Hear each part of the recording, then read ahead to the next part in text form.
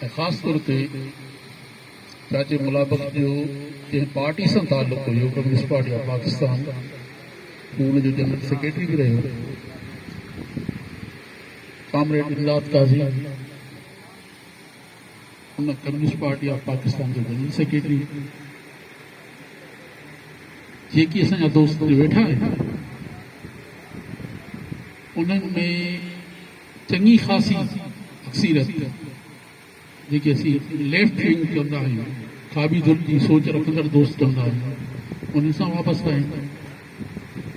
ऐं बाक़ी जेको मूंखे महसूसु थियो आहे, जेकॾहिं कंहिंखे को जुमिलो नागवारा लॻे त हुनजे लाइ मां पहिरियां माज़रत थो कयां त ट्रेड यूनियन जो जेको हू लफ़्ज़ इस्तेमालु कनि था पिया,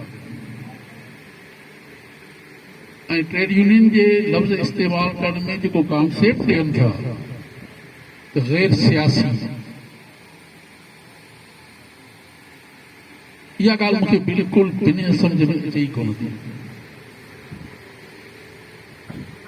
त को माण्हू त बीठो हुजे, पर तव्हां चओ त हू पेरनि खां सवा बीठो हुजे ऐं हुनखे पेर न हुजनि, हू ईअं हुजे। ट्रेड यूनियन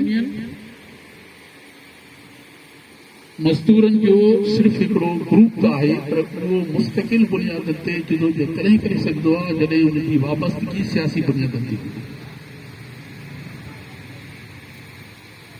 ही जंहिं शख़्स जी असीं वरसी मल्हायूं पिया, चाचे मुलाबत हुन जो ताल्लुक़ कम्युनिस्ट पार्टी ऑफ पाकिस्तान सां हुयो। ऐं तव्हां जीअं असांजा दोस्त हाणे काफ़ी ॻाल्हायो, मां रिपीटेशन नथो कयां, त ट्रेड यूनियन ऐं इशर साहब बि इहा ॻाल्हि कई, हुन वर्जा बि मां वधीक नथो कयां, त टोटल दुनिया जे अंदरि ट्रेड यूनियन जी जेका वीकनेस आहे, जेका कमज़ोरी आहे, उहा उन सेक्शन जी उन्हनि जाइनि ते कमज़ोरी आहे जिते उनजी क़यादत पार्टी नथी करे, जिते सियासी पार्टियूं ट्रेड यूनियन जूं मेन थिंक टैंक आहिनि या उन जूं मदर आहिनि, माउ जो किरदारु अदा थी कनि, उहे ट्रेड यूनियनूं मज़बूत खां मज़बूत आहिनि, अॼु बि दुनिया में मज़बूत आहिनि। उन्हनि पार्टियुनि सां इख़्तिलाफ़ थी सघे थो पियो, त हू उन ट्रेड यूनियन जे जदोजहद खे कहिड़ी हद ताईं खणी वञणु थी चाहिनि, कहिड़े नहज ते वठी वञणु थी चाहिनि। कम्युनिस्ट पार्टी या मार्क्सी नुक़्ते निगाह खां जेके असीं पार्टियुनि जी ॻाल्हि कंदा आहियूं, त उन्हनि जो बुनियादी नुक़्तो इहो हूंदो आहे त हू मज़दूरनि जी हुकूमत क़ाइमु करण जे लाइ मज़दूरनि खे मोबिलाइज़ करे उन हद ताईं वठी वेंदी आहे। सिर्फ़ मुरादुनि ताईं न। कॉमरेड लेनिन लिखियो आहे, कॉमरेड इमदाद वेठो आहे, त जॾहिं का ट्रेड यूनियन टके टी पैसे ते मानीअ जे टुकड़े ते किरी थी पए त उहा इनकलाब खे विकिणे थी। मुरादूं हिकिड़ी स्टेज थींदी आहे, पर मुस्तकिल बुनियादनि ते हुननि जो सियासी आला इक़्तिदार हासिल करणु मक़सदु हूंदो आहे मज़दूरनि जो। तंहिं करे उहा मुस्तकिल बुनियादनि ते जदोजहद हलंदी रहंदी आहे। ऐं जेकॾहिं कंहिं ट्रेड यूनियन जे अंदरि जेसि ताईं का पार्टी नाहे, तेसि ताईं तव्हां ट्रेड यूनियन जे लीडर खे करप्शन खां रोके ई नथा सघो, कंट्रोल करे ई नथा सघो, नामुमकिन आहे। तव्हां जेकॾहिं इहो आइडियो ज़हन में रखो त मज़दूरनि ऐं मिसकीननि जे हक़नि जे लाइ जेके लीडर असांजा पैदा था थियनि या उहे अचनि था पिया या कंहिं बि मामले में उहे अॻिते वधी आया, उहे पंहिंजो ईमानदारी सां किरदारु अदा कनि, इहो सभु मां हिकु त थी सघे थो पियो, 99 न थींदा। 99 तॾहिं थींदा जॾहिं हुनजे मथां चेक एंड बैलेंस हूंदो, जॾहिं हुन पार्टी जो किरदारु। हाणे ही अहिड़ो को फोरम आहे जिते सिर्फ़ हिकिड़ा आइडियाज़ या कुझु नुक़्ते नज़र असीं तव्हां सां शेयर त कयूं था पिया, पर इन ते डिटेल में बहस करण जो मौक़ो न आहे। मां सिर्फ़ु हिकिड़ो ई अर्ज़ु कंदुसि त त जेकॾहिं सिंध जे अंदरि ख़ासि तौर ते कानून कीअं ठाहिया, छा थियो, छा अमल पियो थिए, असां सभिनी खे ख़बर आहे। असांखे ख़बर आहे त सिंध सां वेदन केरु पियो करे। सिंध सां सियासी इस्तेहसाल, सिंध जे वोट जे इज़त जी पामाली, जेका बर्बादी सिंध में थिए पई, मां सम्झां त शायदि ई किथे थींदी हुजे।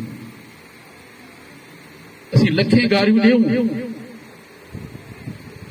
इमरान सरकार खे, 100 दफ़ो तनक़ीद कयूं नून लीग ते, पर जेकॾहिं तालीम जो रिशो कढंदो त पोइ तव्हांखे ख़बर पइजी वेंदी त तालीम में के ख़ैबर पख्तूनख्वा किथे बीठो आहे, बलोचिस्तान किथे बीठो आहे, पंजाब किथे बीठो आहे, ऐं सिंध किथे बीठी आहे। ऐं वरी जेकॾहिं हुनजो हिकिड़ो पहलू ॾिसंदो त उन में रियासत हुकूमत जो रोल केतिरो, कहिड़ी अकबा परवरी थी थिए, कहिड़ा करप्ट माण्हुनि जी सरपरस्ती हुकूमतूं थी थियनि, ऐं असां वेही करे पंहिंजी सियासी वाबस्तगी जे बुनियादनि ते वेही करे उनखे चूके चुनाव जे करे उनखे जस्टिफाई कयूं, इहो तमामु वॾो गुनाह थींदो। सियासी पार्टियूं मोर्चा थींदा आहिनि, मक़सद न आहिनि हूंदा। उन मोर्चे तां पंहिंजे वतन जे मक़सद खे हासिल करण लाइ जदोजहद कई वेंदी आहे। मूंखे यकीन आहे त असां इन्हनि सभिनी शयुनि खे आॾो रखी करे पंहिंजी मुस्तक़बिल जा राह कढंदासीं। ॿियो मां हीअ बि अर्ज़ु कयां त म्युनिसिपल जो जेको हीअ शहर आहे सॼे सिंध में आहे। मर्कज़ कराची आहे, वॾो शहर गाजीअ जो हंधि बि आहे कराची, उते बि म्युनिसिपल सर्विस बिल्कुलु ईअं सम्झो 0 पॉइंट आहे, न हुजण जे बराबरि आहे। पोश इलाइक़ा साफ़ आहे, बाक़ी ग़रीबनि जा महला, आम माण्हुनि जी जेका ज़िंदगी आहे उहा गंदगी, ख़िलाज़त, डस्टबिन में रहूं था असां। वॾे खां वॾो सवाल इहो न त गंद फिटी किथे कजे, पूरी दुनिया जे अंदरि इहा शइ क्लियर थी चुकी आहे त बाबा गंद जेको बि आहे उनखे प्रोसेस में आणे करे उन मां त अञा तव्हां बहितरीन खां बहितरीन पोख जे लाइ भाण ठाहे सघो था पिया। हीअं न माण्हुनि खे बीमार करे डंप कयो हुओ, सॼे शिकारपुर में इहे आहे। अॼु जे दौर में इहो बि आहे त हीअ जेके शहरनि जे अंदरि हीअ जेके डस्टबिनियूं रखनि था पिया, इन्हनि ते बि बैन आहे, इन्हनि खे बि रखण जी ज़रूरत कान्हे का। हीअ खणी करे हिकिड़ी जाइ ते डंप कनि वञनि, पर हीअ न कंदा। गंदगी ग़लाज़त में असांजा ॿार असां रहूं था पिया, उन्हनि खे उनजी परवाह न आहे। मां कैबिनेट जे राय सां बिल्कुलु मुतफ़िक़ आहियां त तव्हां जेकॾहिं 2 ट्रैक्टर भरे करे डीसी उन फिटी कंदो, 2 टे ॾींहं कंट्रोल कंदो, पर मुस्तक़िल इहो हल न आहे। मुस्तक़िल हिन जो हल सिर्फ़ु ऐं सिर्फ़ु इहो आहे त तव्हां सियासी तौर ते पंहिंजे ताक़त खे एतिरो ऑर्गनाइज़ कयो जो तव्हां खां मुस्तक़िल बुनियादनि ते इंतिज़ामिया ख़ौफ़ रहे, आरज़ी तौर ते। ऐं उन जे लाइ कामरेड मुमताज़ वेठो आहे ऐं सभई दोस्त वेठा आहियो, असां हिकिड़ो तय कयो,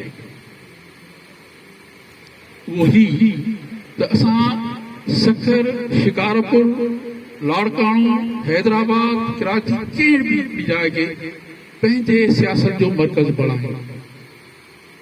यानी पार्टी टोटल जो टोटल पूरो कॉन्सेप्ट उन हिकिड़े मर्कज़ ते रखे। जेकॾहिं उते हालतूं पंहिंजे कंट्रोल में आणे थी वञे पार्टी, पार्टी पंहिंजी ताक़त खे वधाए थी वञे त उतो फैलाव टोटल जो टोटल सॼी सिंध में थी। बाक़ी जिते काथे आहियूं ऐं काथे बि न आहियूं त इहा सूरत हाल ईअं ई रहंदी। 72 साल गुज़री विया, 2 सदियूं गुज़रंदियूं, शयूं बहितर न थींदियूं।